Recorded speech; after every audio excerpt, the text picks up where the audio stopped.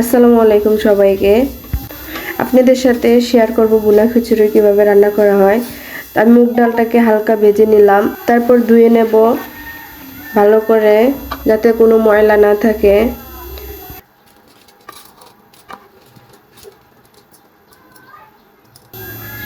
চাল নিলাম, ভালো করে ধুয়ে নেব। এখন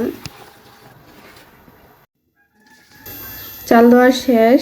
কড়াইতে তেল দিয়ে পেঁয়াজ ভালো করে ভাজবো যাতে লাল লাল হয়ে আসে। তো পেঁয়াজ ভাজার সময় একটু লবণ দিয়ে দিবেন, তাহলে দেখবেন পেঁয়াজটা তাড়াতাড়ি ভাজা হয়ে যায়, নরম হয়ে যায়। আমি আদা রসুন বাটা দিয়ে দিলাম, তারপর এখানে এলাচ, দারচিনি, তেজপাতা এগুলো দিয়ে দিলাম, দিয়ে ভালো করে নেড়ে ছেড়ে দেব। কেউ চাইলে তার সাথে ভুনা খিচুড়ির যে মশলাটা পাওয়া যায় বাজারে সেটা ব্যবহার করতে পারেন, আর না হলে বিরিয়ানির মশলাটা দিয়ে দেবেন।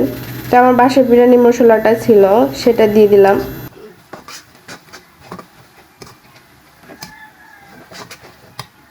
পরিমাণ মতো টক দই দিয়ে দেব।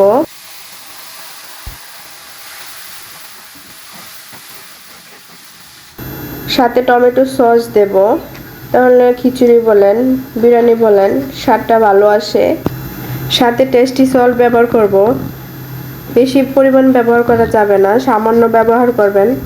আর যারা টেস্টি সল্ট খেতে চান না, না দিলেও চলে। আমি হালকা গুঁড়ো মরিচ দিয়ে দিলাম, বেশি দেওয়ার চেষ্টা করবেন না। অল্প একটু হলুদ দিলাম যাতে সুন্দর একটা কালার আসে। মুরগিগুলোকে দিয়ে দিলাম, দিয়ে ভালো করে নেড়ে ছেড়ে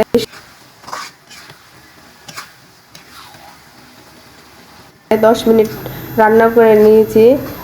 তারপর যে ডালটা ভেজে ধুয়ে রেখেছিলাম সেটা দিয়ে দিলাম সাথে, যাতে মাংসের সাথে সাথে হয়ে যায়। তা আমি এটাকে আবারও 10 মিনিট রান্না করব। ঢাকনা দিয়ে দেব, সাথে কিছু কাঁচা মরিচ দিয়ে দেব,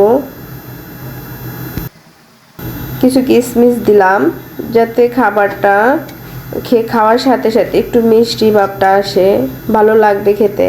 তা আমি ঢাকনা দিয়ে আরও 10 মিনিট রান্না করার পর মাংসের কালারটা কি দারুণ আসছে, দেখেন অনেক সুন্দর কালার চলে আসছে।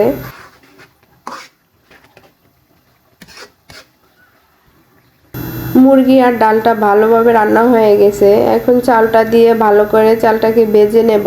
চালটা ভাজলে গ্রানটা সুন্দর আসে।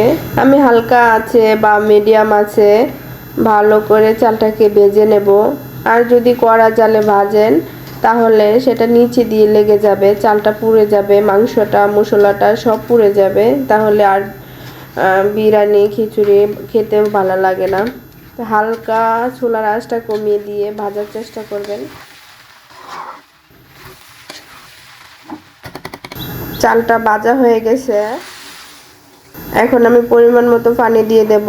পানি দেওয়ার নিয়ম হচ্ছে, যদি আপনি 3 কাপ চাল নেন তাহলে 6 কাপ পানি দিবেন। তো আমি তো আন্দাজ করে চালটা নিয়েছি, তাই আমি আঙ্গুল দিয়ে মেপে পানি দেওয়ার চেষ্টা করব।